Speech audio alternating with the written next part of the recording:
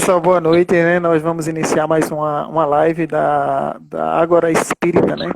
Nós somos um grupo de espíritas, nós não somos um centro espírita, né? Todos nós estamos vinculados a algum centro, ou não, o Ágora Espírita também permite isso, mas estamos todos aqui juntos na perspectiva de estudar as questões, ou questão social, né? Com base, ou tendo como fundamento, o conhecimento espírita. Então, a gente hoje vai estar trabalhando aqui com a nossa amiga Cessa Lima, ela que faz parte da Fraternidade Espírita Gamaliel e também faz parte do Ágora Espírita, né? E Cessa vai abordar o tema que é o Espiritismo e a promoção social. Então, a gente vai fazer uma abordagem sobre essas questões que visam o desenvolvimento, a melhora das pessoas e dos espíritos, evidentemente, né? E aí a gente vai trabalhar com a nossa amiga Cessa sobre esse tema.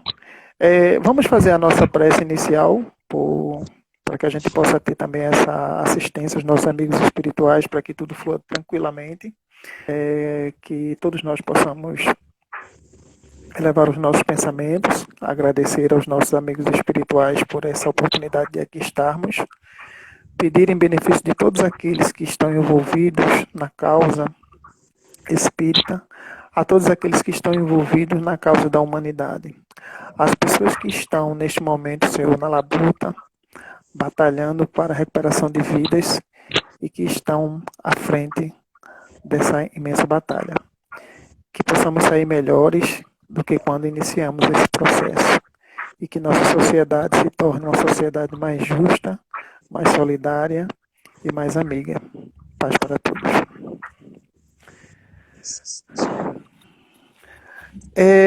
Nós estamos vivendo um momento, né, um momento agora que é um momento extremamente delicado, não para o nosso país apenas, né, mas assim, um momento delicado para todo o mundo. Nós estamos diante de situações ou diante de um cenário que ninguém imaginou que iria passar, né? A gente não imaginaria. 2020, será que a gente, quando rompeu o ano, nem imaginava que ia acontecer algo de tamanha condição, em que o mundo iria parar em diversas das suas condições de trabalho, de produção, né? Para viver e para administrar a conduta de pessoas, para que elas não caiam em um leito hospitalar precisando e não tenha condições do socorro, né? Ninguém imaginava que a gente iria passar pelo que nós estamos passando hoje. Mas hoje o que nós viemos tratar foi a respeito do espiritismo da promoção social. E aí a gente vai tratar esse assunto com a nossa amiga Cessa, que também é assistente social, né, que traz aqui para nós uma perspectiva bem interessante sobre a questão espírita e a questão da nossa sociedade, que é isso, inclusive, é um dos objetivos do Ágora, trabalhar essas perspectivas, e aí a gente tem uma gama de situações, e uma das primeiras coisas que eu colocaria para Cessa, a gente está nesse cenário atual, nesse momento em que nós estamos vivendo toda essa revolução, vamos assim dizer, né? Qual seria para nós, no movimento espírita, qual seria o nosso compromisso, do ponto de vista, evidentemente, dessa questão nós, enquanto espíritas, essa questão da promoção social? O que é que tu tens aí para colocar para a gente? Com a palavra, Cessa Lima. Boa noite a todos, boa noite a todas. Como o Aldo disse, nós fazemos parte do Grupo Ágora, pessoas de diversos lugares, diversos centros espíritas, ou não no momento, mas pessoas que compreendem a doutrina espírita e também compreendem a necessidade de discutir as expressões da questão social, né? No nosso dia a dia somos seres encarnados, e homens e mulheres que precisam, né, dessa dinâmica.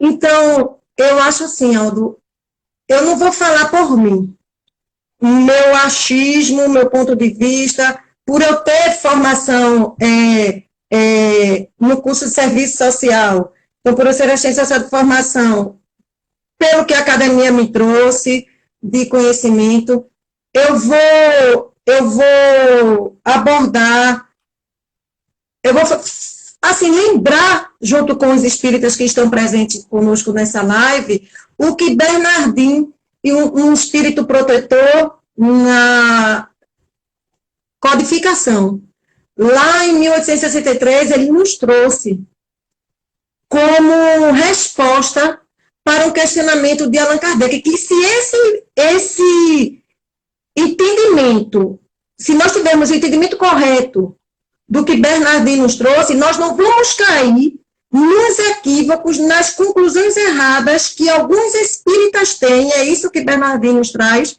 nessa mensagem, com relação a se conformar com o problema alheio. O que é que o espírita tem a ver com isso? O que é que o centro espírita tem a ver com isso? Vamos fazer assim, quem está em casa, né? Eu estou à vontade que estou em casa, estou aqui com a minha caneca do Ágora, isso é merchandising. Isso do Ágora, depois pode perguntar como é que faz para adquirir uma que nós dizemos. Eu estou em casa. Em tempo de confinamento, todos em casa, né? Todos em casa, por favor. Eu vou trazer esse lembrete para nos dizer o que é que eu tenho a ver com isso. Por que o centro espírita tem que discutir isso? Porque promoção social é dar sopa, enxoval, né? Aí a gente lembra que a pergunta que foi feita foi assim: deve-se pôr um termo final às provas do seu próximo quando se pode ou é preciso? A sugestão que ele diz que podemos cair no meio daquelas pessoas que tiraram conclusões erradas do ensino da doutrina. Ele diz assim, por respeito ou é preciso. Então, volto. Deve-se por termo acabar as provas do seu próximo, quando se pode, ou é preciso, por respeito aos desígnios de Deus, levá-la a seguir seu curso. Então, a resposta desse espírito é a seguinte: dissemos e repetimos muitas vezes que estás na terra de expiação para terminar vossas provas. E que tudo o que vos acontece é uma consequência de existências anteriores, os juros da dívida que tendes a pagar. Mas esse pensamento provoca em certas, graças a Deus não é em todas, em certas pessoas, reflexões que precisam ser resolvidas. Está mal entendida, precisa ser resolvida. Está aqui escrito no Evangelho, capítulo 5, item 27. Podem acompanhar em casa. Aí ele diz assim, que precisam ser resolvidas, pois poderiam ter funestas consequências. Se a gente não entender o que ele nos traz, ou o que a doutrina nos traz, desculpa. Alguns pensam que, como se está nesta terra para expiar, é preciso que as provas sigam seu curso. Aos que querem acreditar que não apenas nada é preciso fazer para atenuá-las, como ainda é preciso, ao contrário, contribuir para torná-las mais proveitosas. Vai para a rua, tornando-as mais vivas. É um grande erro. Sim, vossas provas devem seguir o curso que Deus lhes traçou. Mas, Bernardin nos diz, conheceis bem esse curso? Você sabe o que é que Deus traçou para o destino, para a vida? É o vício de linguagem. Para a necessidade de cada um? Sabeis até que ponto elas devem ir? Se vosso Pai misericordioso não disse, no sofrimento desse... E se vosso Pai misericordioso não disse, no sofrimento desse ou daquele vosso irmão, tu não irás mais longe. Como saber se a providência não vos escolheu, não como um instrumento de suplício para agravar os sofrimentos do culpado, mas como um bálsamo de consolação para que deve cicatrizar as chagas da sua justiça, que sua justiça tenha aberto? Não digais, não digais. Portanto, quando vedes abatido um dos vossos irmãos, é a justiça de Deus, é preciso que ela tenha seu curso. Mas dizei ao contrário. Vejamos que meios nosso Pai misericordioso pôs em meu poder para minimizar o sofrimento do meu irmão. Vejamos se minhas consolações morais, meu apoio material, meu conselho, não poderão ajudá-los a superar essa prova com mais força, paciência e resignação. Vejamos se Deus não pôs em minhas mãos o meio de fazer cessar esse sofrimento. se ele não me incumbiu também como prova e talvez como expiação de deter o mal e substituí-lo pela paz. Aí ele encerra dizendo assim: portanto, ajudai-vos sempre em vossas respectivas provas, solidariedade. E nunca vos considereis como um instrumento de tortura. Esse pensamento deve revoltar todo homem de coração, sobretudo todo espírita. Pois o espírita, mais que qualquer outro, deve compreender a extensão infinita da bondade de Deus. O espírita tem de pensar que sua vida inteira deve ser um ato de amor e de abnegação, e que faça o que fizer para contrariar a justiça do Senhor, essa justiça terá seu curso. Ele pode, pois, sem temor, fazer todos os esforços para abrandar a amargura, a expiação, mas só Deus pode detê-la ou prolongá-la conforme julgue necessário. Não há da parte do homem um grande orgulho em acreditar no direito de, por assim dizer, revolver a arma na ferida, de argumentar a dose de veneno no peito, de aumentar a dose de veneno no peito do que sofre, sob um pretexto de que esta é a sua expiação. Considerai-vos sempre como um instrumento escolhido para fazê-la cessar. Resumamos-nos assim: todos vós estáis na terra, todos, para expiar, mas todos, sem exceção, deveis dirigir vossos esforços para amenizar a expiação dos vossos irmãos segundo a lei de amor e caridade. Eu fiz questão de ler esse trecho porque é com ele que a gente desenvolve a nossa conversa de hoje. Bernardini nos traz assim: sim, eu tenho a ver com isso. Respondi a você, Aldo? Foi perfeito, né? O Evangelho ele já, a doutrina já responde, é sem sombra de dúvida, né? É um dever nosso, né? É um dever nosso participar desse processo, né? Ou seja, a respeito da nossa questão, por exemplo, o Centro Espírita, né? Nós dentro das diversas instituições, desenvolvemos algumas atividades dentro das casas espíritas em apoio a comunidades, a centros espíritas que vivem, desenvolvem trabalho dentro de comunidades muito pobres, e em função disso eles desenvolvem trabalhos como, por exemplo, cesta básica, assistência a gestantes. Como é que a gente poderia assim, fazer um paralelo entre o que seria assim, a promoção social e o assistencialismo? Como é que a gente poderia compreender isso, Cessa? Assim, esse trabalho que a gente desenvolve é um trabalho que de fato promove a pessoa, não promove, ele deve continuar sendo feito, não deveria. Como é que você poderia ver, segundo a perspectiva, evidentemente, porque a gente está vendo aqui que você deu uma resposta espetacular, né, baseada mesmo na codificação. O que é que tu diz para a gente sobre promoção social e assistencialismo? Porque, assim, há ainda uma interpretação ou uma resistência para abrir dentro do movimento, para abrir um leque de entendimentos, de compreensões, de inserir entendimentos em cima daquilo que a gente entende como deve ser. Eu vou tentar falar de uma forma bem o mais clara possível, né? Que possa atender à compreensão de todos. O que a gente chama de caridade, muitas vezes, é o auxílio material. A gente vive em desarmonia no espaço onde a gente trabalha a doação de alimento, doação de... Muitas vezes há os conflitos internos e pessoais dentro dos grupos, com algumas pessoas. Isso em qualquer lugar, em qualquer espaço, e não estou nem me referindo mais à doutrina. Porém, a gente entende como caridade dar comida, né?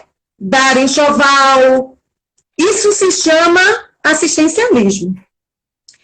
Até o termo assistência social, ele está relacionado a uma profissão, né? A assistência social, aliás, desculpa, perdão, ela é um dos 3 pilares da Seguridade Social.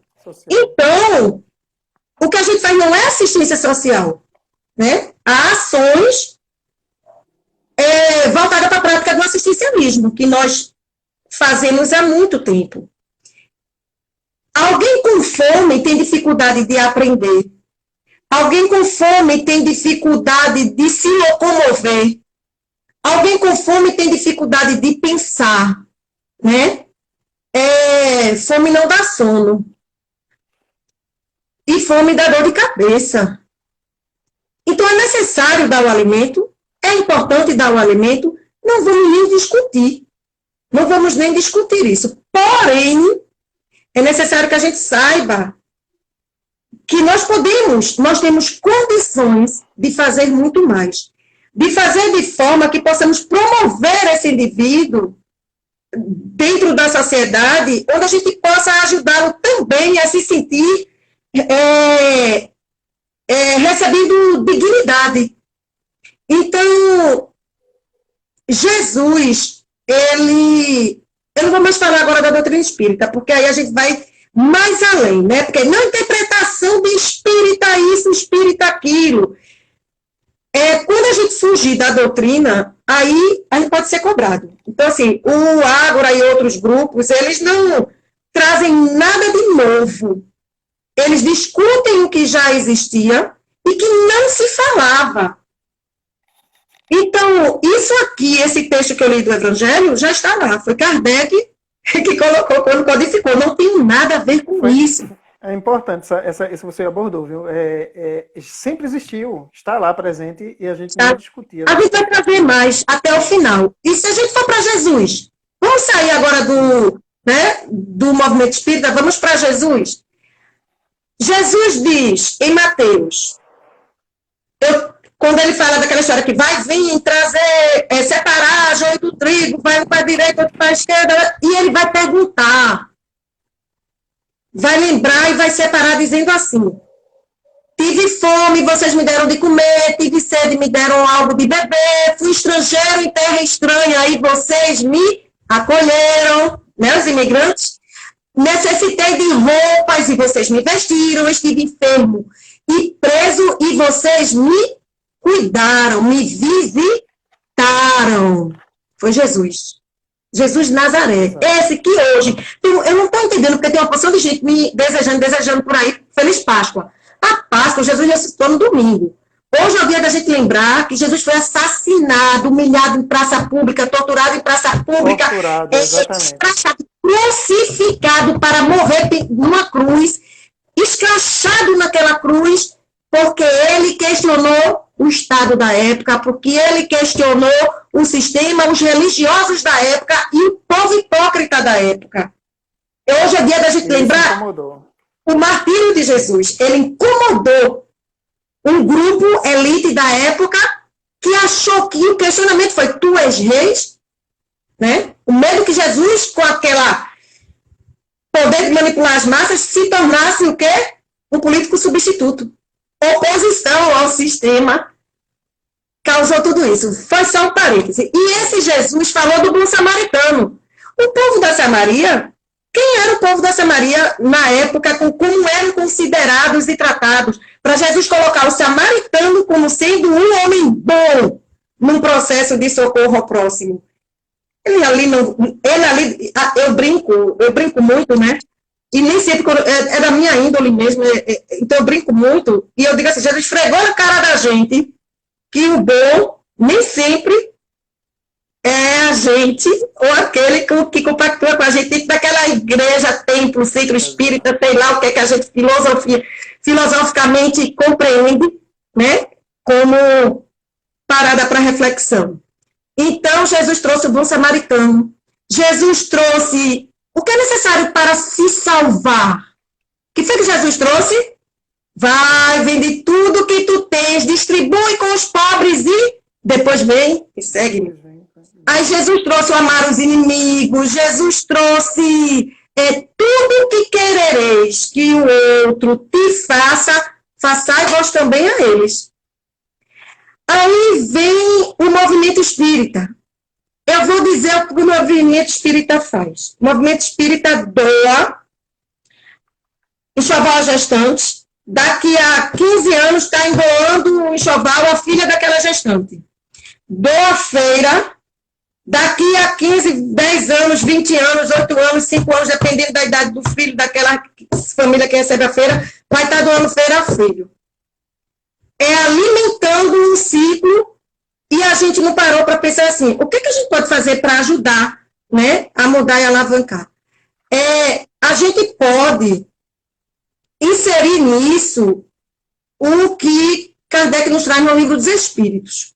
Kardec nos traz no Livro dos Espíritos, Kardec nos traz na pergunta, eu vou primeiro para 930, que ele diz assim, é evidente que se não fossem os preconceitos, algumas pessoas não querem trabalhar em outra coisa, porque elas se formaram em alguma coisa e só querem trabalhar naquilo, são preconceituosas. Mas tem aquelas que não são preconceituosas e que muitas vezes elas não conseguem, por molestias ou por outras doenças, né, ou por outros motivos, conseguem uma ocupação. O que é que a gente deve fazer? Aí os espíritos respondem assim, uma sociedade organizada segundo a lei do Cristo, ninguém deve morrer de fome. Compete a quem? Ao Estado. E como espírita, como representante de uma instituição, eu não quero ouvir falar na palavra política. Eu entendo que política é politicagem. Eu sou bloqueado para procurar entender onde é que eu posso inserir para contribuir para verdadeiramente que haja promoção social para aqueles que, no centro que eu faço parte, para aqueles que recebem ajuda. Seja, aí o que é que acontece? Certo. Só um parêntese. Tem como a gente trabalhar essa questão da promoção social? Que aí você já deixou claro para a gente que seria o assistencialismo e está destrinchando agora o que seria essa promoção social, né? Tirar essa pessoa dessas gerações que se sucedem dentro dos centros espíritas recebendo os mesmos auxílios, né? Mas teria algum meio de se trabalhar a promoção social sem ter esse conhecimento de políticas públicas ou da política propriamente dita? Aldo, eu vou lhe dizer, eu não posso afirmar nada, porque a gente aqui não está trazendo verdades absolutas, porque as verdades são dinâmicas e as verdades são todas dependendo do lado que você está. Tem gente que mesmo se você desenhar ou se materializar, não vai acreditar que está vendo. Então, existem consensos humanos, né, Cissa? Então, assim, mesmo que a pessoa não queira aceitar, existem questões que são consensuais, né? Exato. Mas aí entramos nós. Se a gente aprende na questão 606, que a desigualdade da condição social não é lei natural, se a gente aprende lá na questão 606, que é obra do homem e não de Deus, eu vou procurar entender o que é que eu posso fazer. Primeira coisa, é necessário o movimento ouvir o complemento, quando se fala políticas públicas, o que são políticas públicas? A partir do momento que você usufrui eu vou dar direitos comuns, que esses mesmos representantes bloqueados, eles vão buscar. Há políticas públicas da Previdência, há políticas públicas da saúde, há políticas públicas da educação, há políticas públicas da habitação, há políticas públicas da educação, há políticas públicas da família, da criança, do adolescente, do idoso, da pessoa com deficiência, políticas públicas da proteção básica, políticas públicas da segurança. Então, se eu usufruo de tudo isso que existe, eu preciso entender que política pública não é uma coisa ruim. Peraí, eu estava confundindo, e eu respeito muito isso, sabe? Chega um tempo em que as mentes vão precisar se abrir. Essa é a hora. A gente está numa crise, numa crise sanitária mundial, onde ou a gente abre a mente para entender agora a importância das políticas públicas, ou o mundo se acaba, como diriam os antigos, né? Então, hoje nós aprendemos, é preciso a gente aprender ou discutir, ou inserir, que a diferença entre política pública, política partidária e o que é preconceito de minha parte com relação a isso. Aí eu vou dizer a você, a Constituição Federal, em 1988, ela nos diz o que são as políticas a assistência social, ela nos traz a assistência social. Na realidade, o eixo da Seguridade Social, ele se apoia no tripé. Previdência, que é contributiva, todo mundo só vai ter direito à previdência se pagar, não é assim? Saúde, que é universal, enquanto o SUS existir. Porque querem privatizar o SUS. Então, a gente tem que se unir para defender o SUS. Está aí agora a importância do SUS para a gente. Né? Se a gente for precisar, né? E tem a assistência social, que compõe o tripé da Seguridade Social. A previdência é contributiva, a saúde é para todos, e a assistência social é para todos que dela precisar. Eu trabalho no centro, eu preciso conhecer as políticas públicas da assistência social.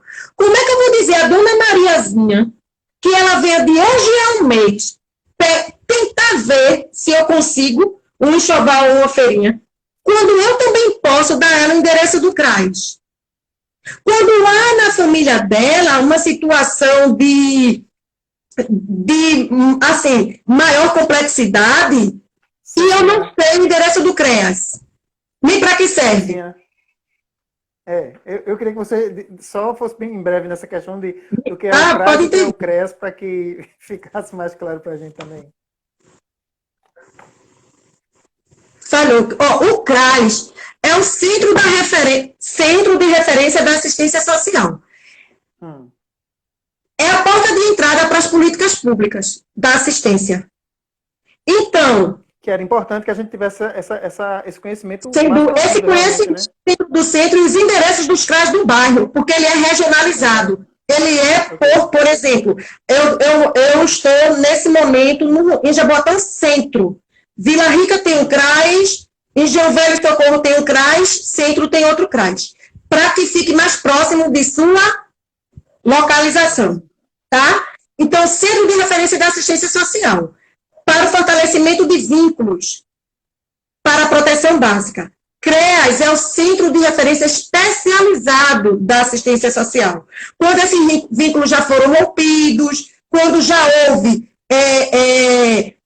um extremo na situação dessa família, dessa pessoa. Então, a pessoa já saiu de casa, e etc. e tal. Algumas situações, outras, que se procuram o CREAS. Se eu aprender isso, que há esses espaços, eu vou saber para onde mandar. Conhecer as políticas públicas da saúde, saúde mental, o posto de saúde de cada bairro. Porque vem alguém fazer um atendimento fraterno, eu não posso só mandar orar. Para minimizar aquela dor e aquele sofrimento e aquela ausência, eu tenho que, no mínimo, ter conhecimento disso. Sendo assim, eu preciso entender que a assistência social, no âmbito assim, da seguridade, ela vem proporcionando proteção à população brasileira. Eu tenho que entender isso. É para isso que serve. Por meio de uma série de medidas públicas. Quais são as medidas públicas? Eu vou só relacionar, Aldo, rapidinho, para você poder falar mais. Ó, Bolsa Família. Bolsa Família é para desocupado. Tu já fica. Eu fiquei. Eu vou começar por eu fiquei, para nem vir um comentário contra quem recebeu Bolsa Família. Eu não tive perfil de Bolsa Família, e uma vez eu tive para um mês e me foi cortado porque logo eu saí do perfil. Mas eu fiquei. O que quer dizer isso? Tu já ficasse desempregada, sem mais ninguém com renda dentro da tua moradia, numa situação realmente precária, não, cala a boca, irmão. Cala a boca, irmãzinha. Vai orar, vigia na terra, né? Vigia na terra.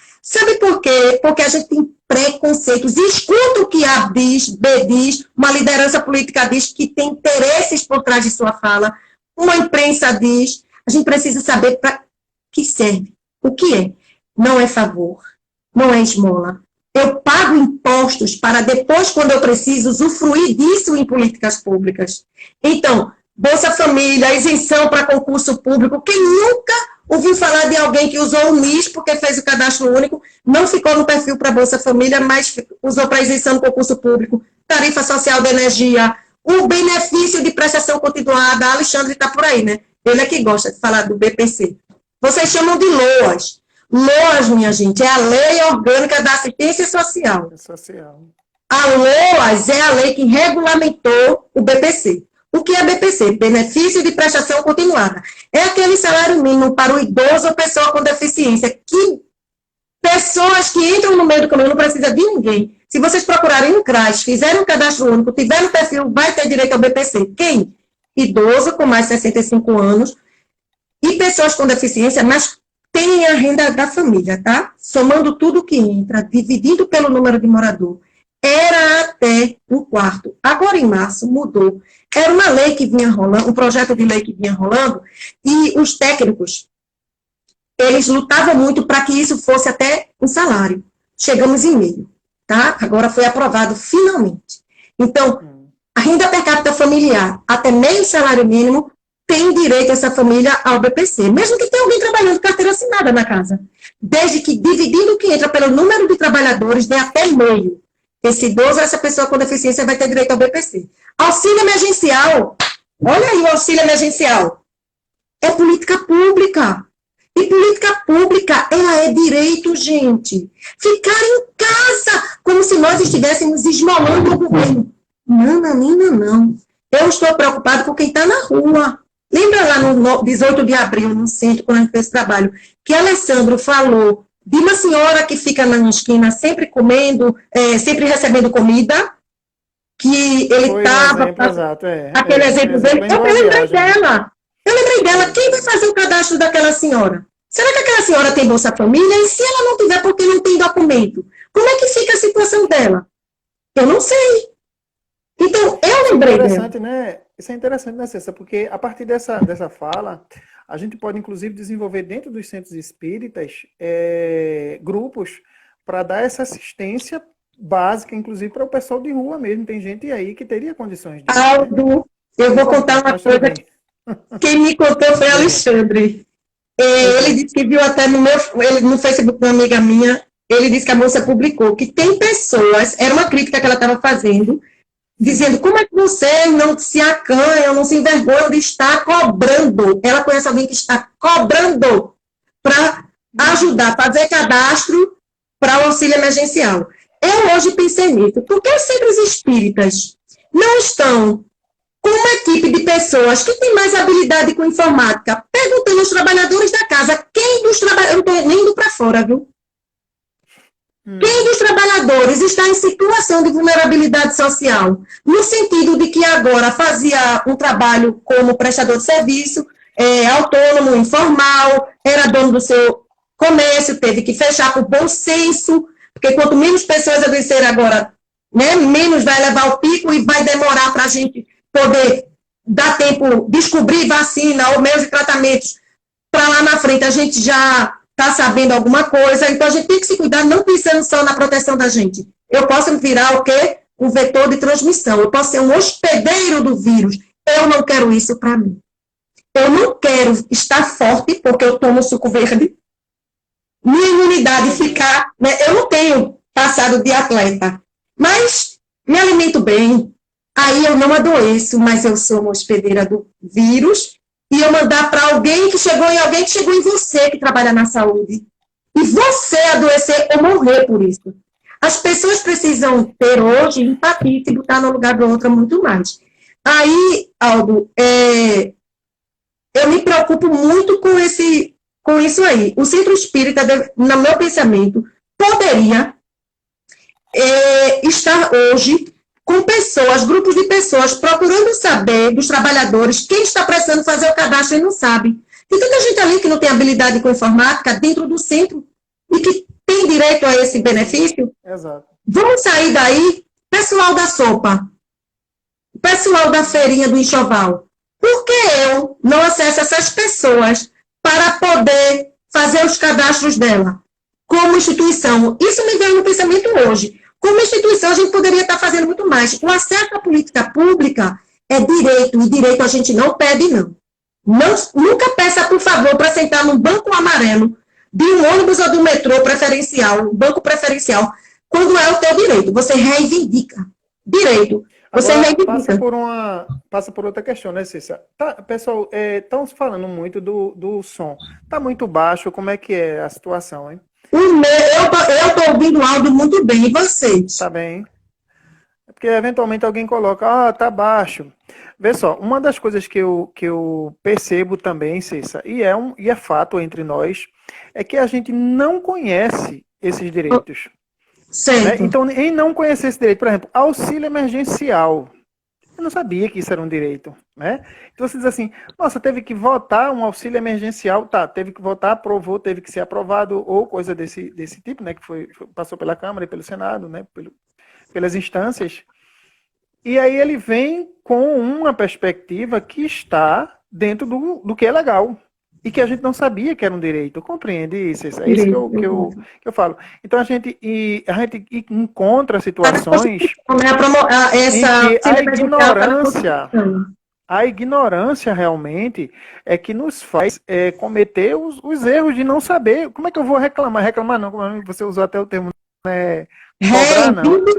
Reivindicar direito não se pede, se eu ignoro esse direito. Então a gente inclusive a Ágora Espírita, né, tem esse compromisso de trazer junto à comunidade espírita esse esclarecimento, né, para poder reivindicar com base, evidentemente, né. O Gustavo fez uma pergunta. Veja só, como promoção social não seria interessante, ao invés de distribuição nas ruas de alimentos, esses serem distribuídos nos centros da assistência do governo municipal? Vê se eu entendi. Eu acho que o Gustavo quis dizer o seguinte: ao invés de a gente estar nas ruas entregando, por exemplo, quem está em situação de rua vai cozinhar onde?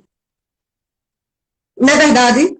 Pois é. Então, às vezes, a intenção de ajudar, a gente se perde. Se tem espaços que estão doando alimentos, a gente levar para esses espaços. Algo, Gustavo, eu não sei lhe dizer, mas o que eu queria usar como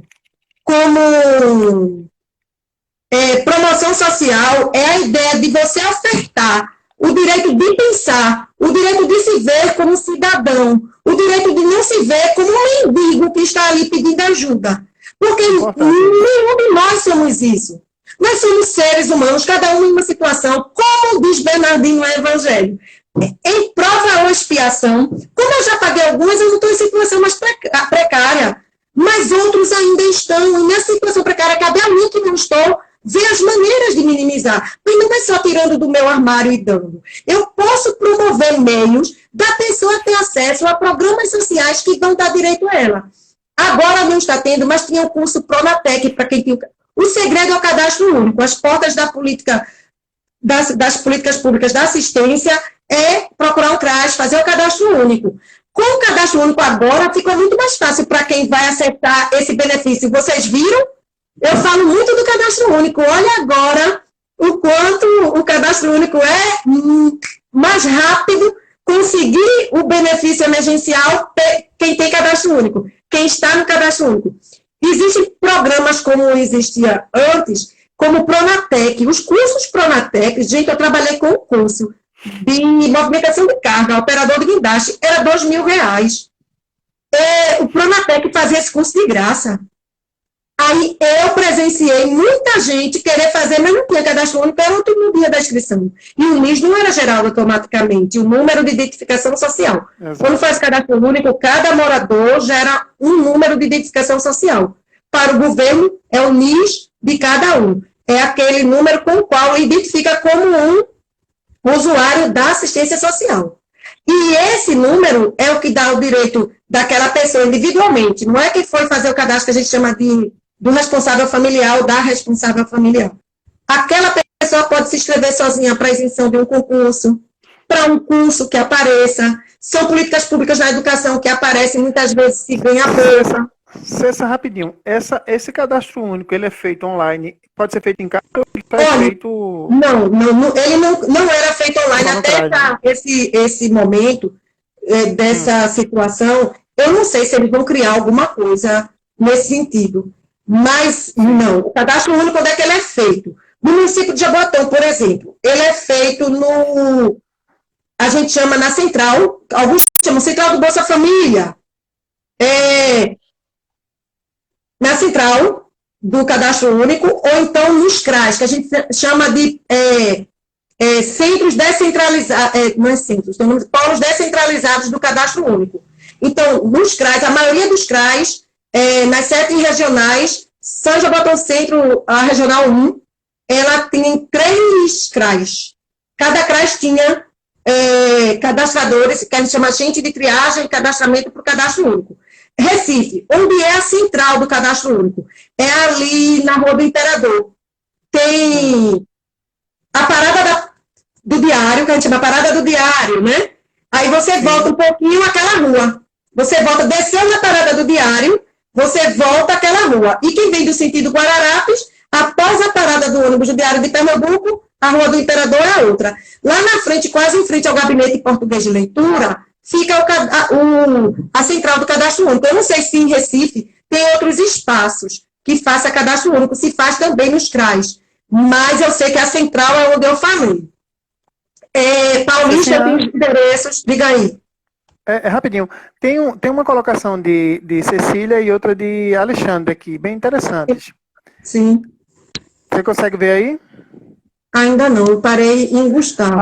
Então, se é interessante, as pessoas do grupo de essencialismo das casas espíritas têm que orientar as pessoas a assistirem e se cadastrarem no CAD único, né? Que isso aí é uma observação. Vou dar uma outra coisa para você. Deixa eu dizer outra. Políticas da saúde, políticas públicas da saúde. Quem aqui que é contra a política pública, a favor da privatização de tudo? Eu sou contra, criar isso porque é politicagem. Mas já precisou de um CAPS, ou precisou do CAPS para si, tá certo? Ou para alguém. O CAPS é política pública. A luta do pessoal que trabalha com saúde mental, dos técnicos, dos profissionais da saúde mental, a luta é muito grande. São pessoas lindas que dão murro em ponta de faca para minimizar, tá certo? O que passa eu e qualquer pessoa que precisa da política pública da saúde mental. Então, a gente faz atendimento fraterno, Aldo, agora. Alguém está numa situação como essa, né? Ou numa situação particular e está passando por um transtorno, por um momento difícil, e procura o centro. E a gente percebe ali que não vai só assistir no centro, que vai sugerir a ela que procure uma assistência psicológica ou um psiquiatra. Sim. Eu posso não indicar, mas o que custa na porta de saída assim, do atendimento fraterno ter colado na parede os endereços das escolas, clínicas e escolas em psicologia, que é de graça. Os endereços dos CAPS, gente, o que é CAPS, né, Aldo? As siglas. Isso que eu ia colocar. Assistência psicossocial. Ótimo. Então, os CAPS vão ajudar pessoas com necessidade de ajuda na saúde mental. Então, quanto mais o Estado chega junto, ele é forte e solidário, como disse minha prima Luciana, esse Estado, ele vai minimizar os conflitos. Esse Estado, ele vai contribuir para minimizar as ausências, as faltas. Então, a gente tem que fazer o possível para que as políticas públicas elas sejam fortalecidas, né? Fortalecidas. Cecinha, rapidinho, Alexandre disse... Olha, alguém perguntou aqui, auxílio emergencial, como explicar, informar? Simples assim. Primeiro, a gente tem que saber que é constitucional, tá certo? Então, por que é que agora o senador, é bom a gente saber que não é favor, é direito, o senador Randolph, lá do Paraná, né? esse senador, ele criou um projeto. Esse projeto foi votado. Virou, mexeu, inseriram mais coisas, discutiram, concluiu-se, passou. Demorou o quê? Para liberar o pagamento, porque o governo não foi a favor. A luta foi vitoriosa, mas demorou por questões como essa. Aí vamos nós. O auxílio emergencial é um benefício financeiro destinado aos trabalhadores informais, microempreendedores individuais, que é quem tem o MEI, autônomos e desempregados, e pessoas desempregadas. E tem por objetivo fornecer a proteção emergencial no período de enfrentamento à crise causada pela pandemia do coronavírus. Ele, hoje, mas auxílio emergencial é algo constitucional, está na Constituição. Em casos assim como esse, pode falar, Aldo. Não, eu estou dizendo exato, eu estou concordando com você. Certo. Então, o benefício é de quanto, gente? É de R$600. Esse benefício de R$600, ele vai ser pago por 3 meses. Porém, tá certo? Se acontecer hoje já é epidemia, né? Se acontecer de precisar que se estenda a situação de isolamento, vai prorrogar também o pagamento. Então, esse benefício ele vai ser pago por 3 meses para até 2 pessoas da mesma família. Quem tem direito? Para a família em que a mulher seja a única responsável, ela pode receber 1.200, que a lei chama de mãe solo, que é a mãe que cria os filhos sem um companheiro. Quem estava no cadastro único até o dia 20 de março, tinha cadastro único, e atende às regras, porque há uma agenda do governo, receberá, precisa se cadastrar no site da Caixa. A gente vai para o site da Caixa e faz o cadastro. E tem um aplicativo também. Mas quem tem iPad, é para quem tem iPad e iPhone. Esse aplicativo só em celular, que tem iPad e iPhone. O meu não pegou, acho que o meu é iFood. Eu não sei. Eu sei que iPad e iPhone pode. Que eu queria ver para poder falar para vocês como era o aplicativo. Quem recebe Bolsa Família pode receber o auxílio emergencial desde que seja mais vantajoso. Porque o Bolsa Família, quem pensa que Bolsa Família é muito dinheiro, está muito enganado, era R$89, até bem pouco tempo. Aí, por adolescente, 42, por criança, 39. Mas fulana recebia X, porque eram outros programas que eram inseridos ali. Quando completava o tempo daquele programa, passava para o valor que eu estou dizendo a vocês. Então, é muito equívoco, muita falta de conhecimento. Seguindo, o auxílio emergencial, as pessoas que não estavam no cadastro único até antes, quem recebe Bolsa Família pode receber e o que é que vai acontecer? Vai substituir. Ao invés de receber o valor do Bolsa, vai receber o valor do auxílio emergencial, compreende 600. E já recebia. E as pessoas que não estavam no cadastro único até o dia 20 de março, mas que tem direito a esse auxílio, ela pode se cadastrar no site. Hoje eu fiz para uma pessoa que não sabia fazer, eu fiz. E esse site deu tudo certo. Finalizou o cadastro. Até sugere no final, gente, se você não tem uma conta poupança da Caixa, sugere criar uma conta virtual. Aí eu criei essa conta. Aí pedi o quê? Ou o RG no final mesmo. Se você ficar no perfil, como você deseja receber? Aí criou-se uma conta virtual e vai se aguardar o resultado dessa pessoa. Depois de fazer esse cadastro, a pessoa tem um código e ela vai ficar acompanhando através do seu CPF no aplicativo ou no site. Não, eu estava falando que, mais do que nunca, a gente, enquanto espírita, vai ter que ver essa situação. Porque é provável que muitas dessas pessoas não tenham acesso ao computador e sequer saibam como fazer esses acessos, né? Foi importante essa sua colocação aí, viu? Porque a gente precisa... E me preocupa muito, sabe o que, Aldo? Sabe o que é que me preocupa? Trabalhador da casa. Mulheres que estão com batom na boca e salto alto. Homens que estão, assim...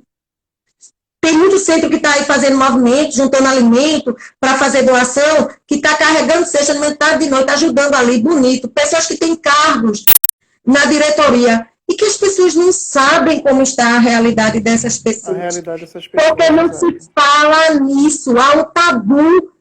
É um tabu para dizer É como se você estivesse falando de política partidária.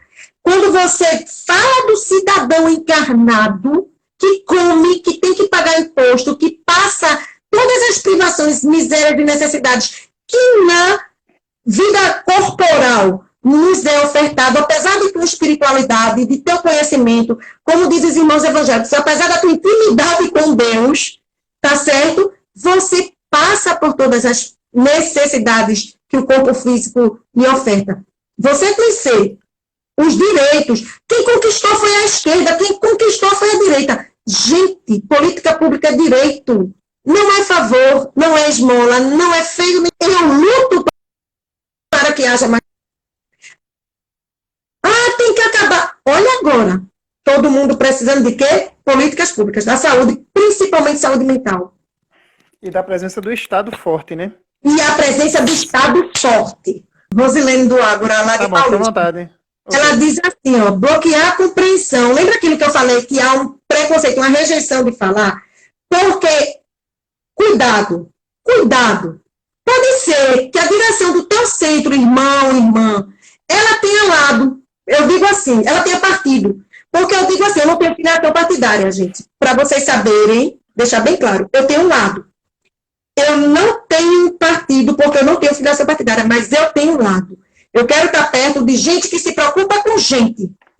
Eu quero estar perto de quem quer minimizar, tá certo?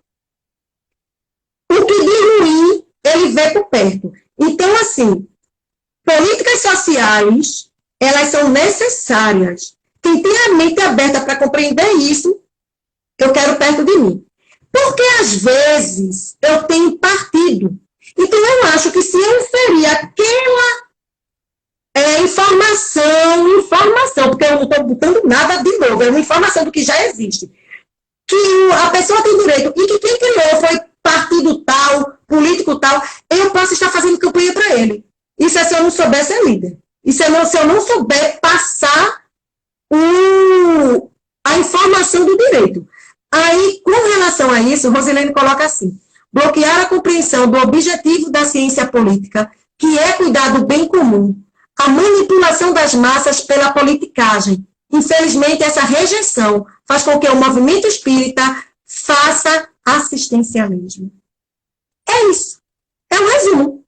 Não é verdade? Aí, da ignorância mesmo. Pois é. Para conhecer, a Alexandre pergunta o que fazer para os espíritas conhecerem o CRAS e os CREAS.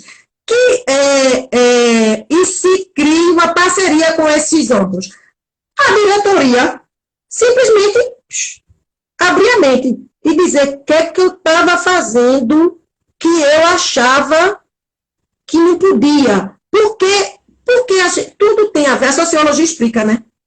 Num momento, numa fase, a gente vivia acreditando com tudo que nos cercava, as informações que a gente tinha naquele momento, a gente entendia de uma forma. De repente, esse pensamento, ele muda, e o entendimento passa a ser outro. Porque tsunami, um coronavírus passou por a gente. E a gente precisa repensar muita coisa agora. Então, é abrir a mente. Agora, o cuidado está aí. Bom é quando no centro tem pessoas que têm como interagir, discutir, aprender sobre, sem se deixar envolver. Porque eu, particularmente, posso ter minhas opções político-partidárias, mas eu não misturo. Com instituição, não.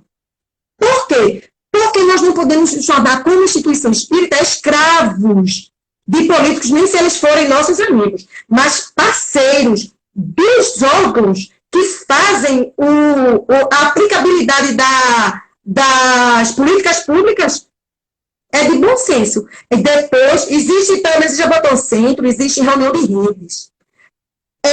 Eu posso rejeitar o governo atual, não me representa.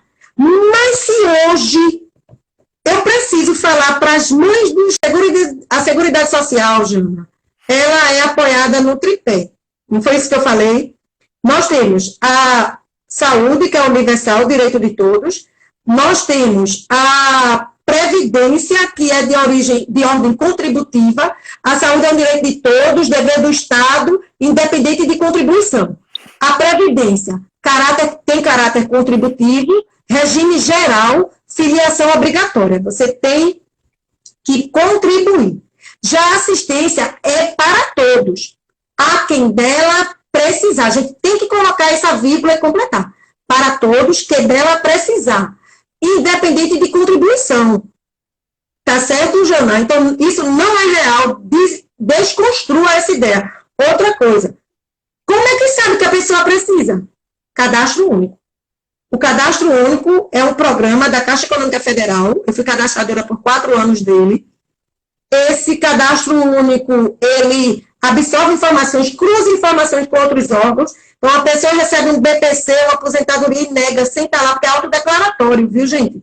Então, entra agora o teste do espírita. Jesus diz o quê? Como é que Jesus diz? A sua palavra deve ser sim, sim ou não. Quando diz sim, todos acreditam. Quando diz não, todos acreditam, porque você é uma pessoa verdadeira. Isso é o que ele nos sugeriu. Fazemos se quisermos. Olha o teste aí. Eu vou fazer esse cadastro, eu vou fazer o cadastro, nunca vou mentir. Tem alguém na minha casa que tem renda superior a 3 salários mínimos, eu vou mentir. Gente, não pode, para fazer, eu vou dizer que não tem, se eu colocar ela, eu fui verdadeira. Se o governo analisar, ele vai me responder, não, porque a renda familiar da sua casa ultrapassa. Eu botei o CPF da pessoa, né, que tem renda. Fui verdadeira. Agora, se eu omito de que moro só, eu vou responder sim, gente. Sabe por quê? Eu vou entrar na fila e alguém que precisa vai ficar de fora. E eu vou ter 600, né? Então, a gente tem nossa consciência. Questão 806 do Livro dos Espíritos. Né? 806 do Livro dos Espíritos, ele diz assim, a desigualdade social, eu acho que eu até falei isso, não foi na fala, a desigualdade das condições sociais é uma lei natural, aí ele diz não, é obra do homem, não de Deus, é coisa da gente. Aí 806A, tá certo? Ótimo, Val, Manuel, coisa linda, meus irmãos queridos. Olha, Júnior, está ouvindo bem. Então, na 806A, a Allan perguntou assim aos espíritos superiores. Ele diz assim, por nada, Jana, estamos juntas. Qualquer coisa, pergunte ao Aldo que ele lhe responde. Valeu, essa desigualdade desaparecerá um dia. Essa desigualdade social na Terra vai desaparecer um dia. Olha a resposta dada pelos espíritos superiores, vindas do alto. Só as leis de Deus são eternas. Não há vez desaparecer pouco a pouco, todos os dias, essa desigualdade desaparecerá juntamente com a predominância do orgulho e do egoísmo, restando tão somente a desigualdade do mérito. Chegará um dia em que os membros da grande família dos filhos de Deus não mais se olharão como de sangue, mais ou menos puro. Pois só isso há cento e tantos anos atrás respondido. Mais ou menos puro, pois somente o espírito é mais puro ou menos puro. E isso não depende de posição social. Quando acabar em nós esse racismo, xenofobia, preconceito, esses tiquinhos que a gente carrega na gente. Sabe esses tiquinhos que a gente ainda carrega na gente? A coisa anda. E na 807, ele pergunta o seguinte, ele insiste, né? Porque pesquisador faz isso mesmo. Que pensar dos que abusam da superioridade da sua posição social para oprimir, oprimir o fraco em seu proveito? A resposta é simples, objetiva e clara. Esses merecem o anátema. Infelizes deles. Serão oprimidos por sua vez e renascerão numa existência em que sofrerão tudo o que fizeram sofrer. Agora, quando isso é bem compreendido, essa pessoa, ela amadurece junto. Ela cresce junto. Esse resgate, ele até diminui. Porque eu aprendi, eu compreendi, eu me comporto e me esforço para fazer diferente. Mas enquanto eu guardo em mim orgulho, vaidade, me sinto superior em algum momento, é complicado, né? Exato. É Muito bom. complicado. Esses dois questionamentos são espetaculares, né? Sobre a questão da São. Então, desigualdade. eu acho assim, Muito bom. mas porque aí agora entra o meu segredo, para as pessoas que pensam que eu tenho partido. Hum, É aqui que eu me apego e não tenho filiação partidária, pelo menos até hoje, porque a vida é dinâmica. E digo exato. mais, é aí que eu opto, eu tenho lado nessa hora. Quando eu preciso fazer minhas escolhas políticas, o Evangelho, o Livro dos Espíritos, Jesus me responde. Eu tinha 6 e meia dúzia numa eleição municipal.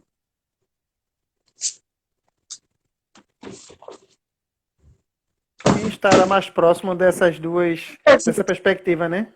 A gente tem, quando é 6 e meia dúzia, a gente faz assim, quem é menos pior. Sim. O que mais a gente vai ter acesso, como movimento social, como cidadãos que questionam, para a gente reivindicar. É aquele, vamos lá, chega perto. Então, ele é o menos pior, compreende? E quando a gente tem duas opções, alguém que defende a educação, alguém que defende a opressão, a ditadura, a morte de 30 mil. Então, eu tenho que parar e pensar, Jesus me ensinou, amai-vos uns aos outros. Eu tenho uma dificuldade muito grande ainda, mas eu acredito no que ele me ensinou e eu quero amar.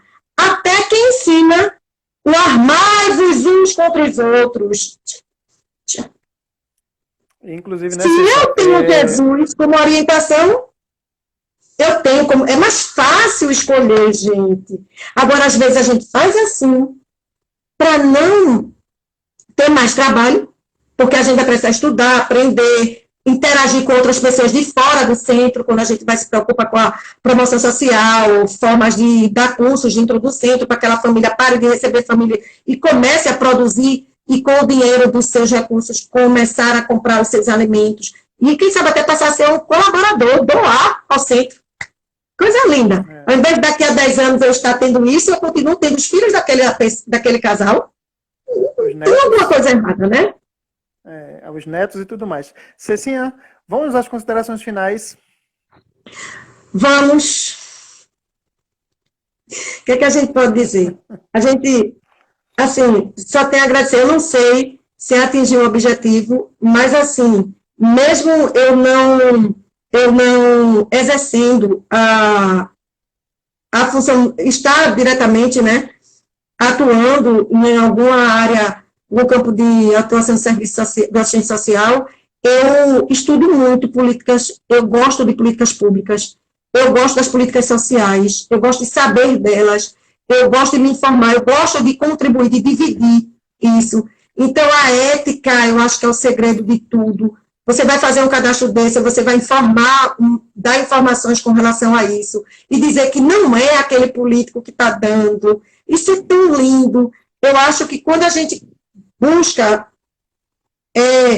praticar o que a gente aprendeu, tenha vindo ensinado no Espiritismo, ensinado na família, ensinado por Jesus, a gente vive diferente, age diferente. Não é fácil, não é fácil no país onde se ensinou culturalmente. Vou ler a pergunta de Alexandre que ele está cobrando aqui. Na prática, é possível criarmos uma maneira didática e pedagógica de levarmos estes conhecimentos ao movimento espírita? Sim, muito simples. As políticas públicas, gente, estão em qualquer site do governo, mesmo que ele tenha excluído uma porção de coisas que existiam antes, como bibliotecas, informações outras. Mas as políticas públicas atuais são as vigentes. Política pública, ela não é assim, daquela pessoa. Ela é, para o exercício, pode ser até uma coisa ruim, mas está lá. Tá? Então, você acessa fácil. Você acessa fácil. É só se informar disso, é só as pessoas dos centros se interessarem e vão aprender sobre isso. Se não sabe, vai, quem sabe, fazendo parceria, convida alguém da área, o técnico. Convida a Ágora. Convido a Ágora, mas eu ia sugerir assim, que a gente tentou fazer uma vez por aqui. Só pararam no meio antes de concluir. Mas a gente pensou assim, vai no CRAS da área de abrangência, teu centro é próximo do CRAS tal, a área de abrangência daquele centro é o CRAS tal.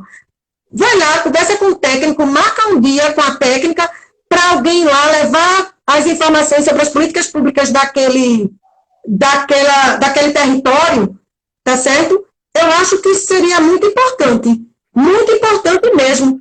Agora eu não estou falando isso para os usuários, não. Para o pessoal da casa aprender a passar isso para os usuários, compreende?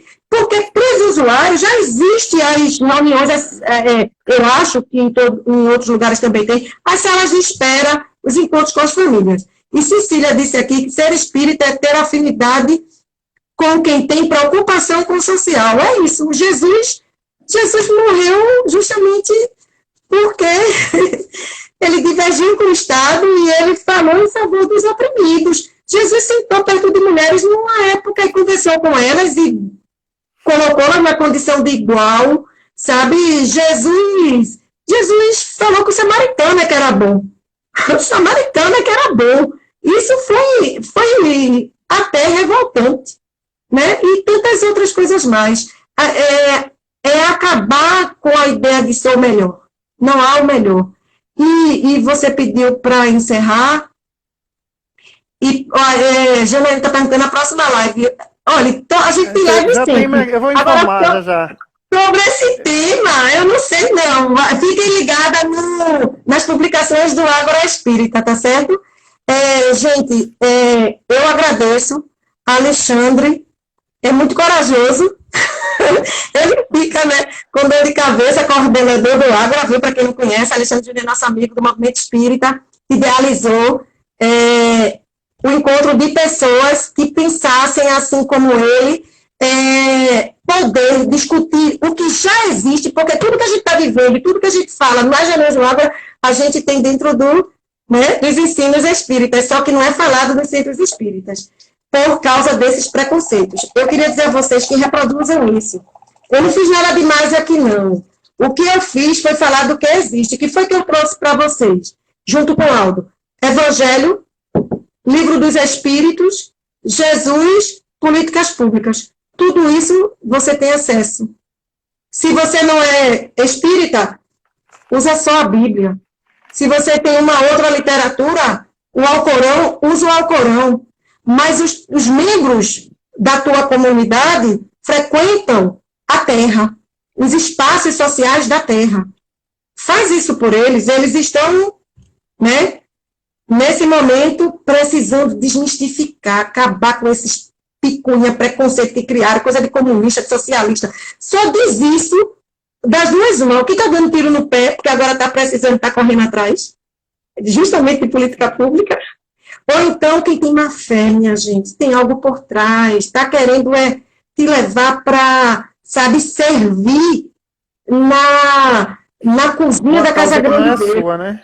Uma causa que não é sua. Exatamente, a causa que não é tua. Está te querendo depender do projeto da elite que não vai precisar. Não vai precisar. Exato. Do SUS, não vai precisar do respirador. Monta até um UTI em casa.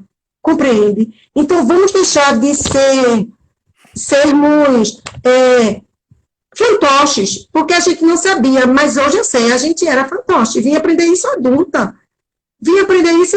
Então, não tenhamos partido, tenhamos lado. De preferência, o lado que se pareça com o que Jesus nos ensinou. Deus abençoe cada um de vocês. Lembrando que hoje não é Páscoa, hoje é o dia da gente parar para refletir naquele homem que trouxe uma mensagem de amor, de solidariedade, de respeito mútuo,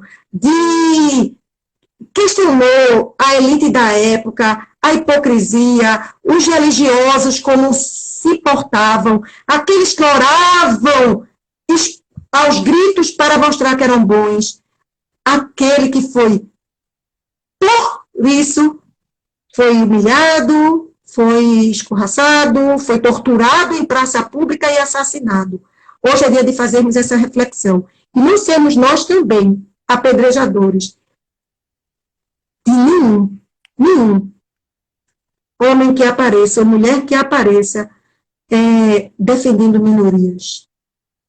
Porque nós poderemos estar, como disse ele, apedrejando Jesus. Então, domingo é Páscoa. E Páscoa é o quê? Renovação. Essa mudança. Se Páscoa é isso, vamos parar para viver a nossa Páscoa agora, né? Nossa mudança, nossa reflexão. Para todo mundo no mesmo mar. Não vou dizer no mesmo barco, porque uns estão de iate e outros estão de barcaça. Outros estão de barcaça. Mas outros até em bote. Mas estamos no mesmo mar nesse momento e precisamos nos unir, dar uma mão ao outro, assim, mesmo no mesmo mar, reboto, assim, porque de repente, se o mar ficar mais bravo, quem está no bote, o da barcaça puxa para dentro, quem está na lancha puxa o do barco para dentro, quem está, sabe, no iate puxa para dentro, e de repente do navio abre as porteiras lá e a gente sai desse ar. Um ajudando o outro, tá? Deus abençoe. Agradecemos a participação de todos. A gente do Ágora está sempre aqui trabalhando para trazer esses temas que não são, de fato, abordados em outros ambientes, infelizmente, né, mas a gente está desenvolvendo essa cultura e agradecemos a vocês essa presença. A canequinha é vendida na Livraria Renascer, que fica por trás do Cinema São Luís, num prédio ao lado, primeiro andar. A educação está aqui no verso da canequinha, tá? O símbolo do Ágora aqui. E ajuda justamente a gente, tá? Para fazer as ações do Ágora. As atividades. A educação, se bem compreendida, é a chave do progresso moral. Senhor Allan Kardec falou isso aqui. A educação, se bem compreendida, é a chave do progresso moral. A prece, Cissa, para a gente encerrar. Senhor Jesus, nesse instante, o sentimento é de agradecimento. Agradecimento, Senhor, por cada um de nós que podemos, na noite de hoje, conversar, ouvir. Cada um de nós, Senhor, que estamos protegidos, alimentados e alimentadas. Obrigada, Senhor, por essas pessoas que estão participando dessa live, por suas famílias, pelos meus familiares que estão também protegidos em seus lares. E rogamos, Senhor, que tenhamos o verdadeiro sentimento de solidariedade, para que demos uns as mãos aos outros, para lutarmos por aqueles que não têm. Que nós apenas, Senhor, não juntemos alimentos e doemos, mas que nós lutemos para que todos possam ter. Essa é a ideia que Jesus nos ensinou. Rogamos, Senhor, que cada um de nós possamos, na noite de hoje, lembrando de Ti, passando pelas dificuldades, pelos sofrimentos e pelas humilhações, mas nunca revoltoso ou desistiu da luta. E é esse exemplo que queremos seguir, Senhor. É o exemplo de, apesar de tudo, ainda o amor é o segredo para que possamos vencer todo o mal. Perdão, Senhor, por ainda não exercitarmos o tanto que aprendemos, mas te pedimos, Senhor, forças para continuarmos tentando. Que a vossa paz, que os teus ensinos que iluminam, clareiam, que abrem os caminhos e que nos deixam leves, possam nos guiar a partir de hoje, desejando de verdade seguir o lado do perdão, da indulgência, da benevolência e, acima de tudo, da solidariedade, do respeito e da caridade sincera, não apenas a da troca de alimento, mas a de se colocar no lugar do outro com total empatia. E em teu nome, humildemente, devolvemos a palavra para o irmão Aldo possa encerrar a live que ele iniciou. Então, minha gente, boa noite para todos. E segunda-feira, estejamos aqui para estudar sobre saúde mental em tempo de Covid, com Verusca Tavares e Rogério Lessa. Muito obrigado pela participação de todos, tá? Boa noite. Boa noite, tudo de bom.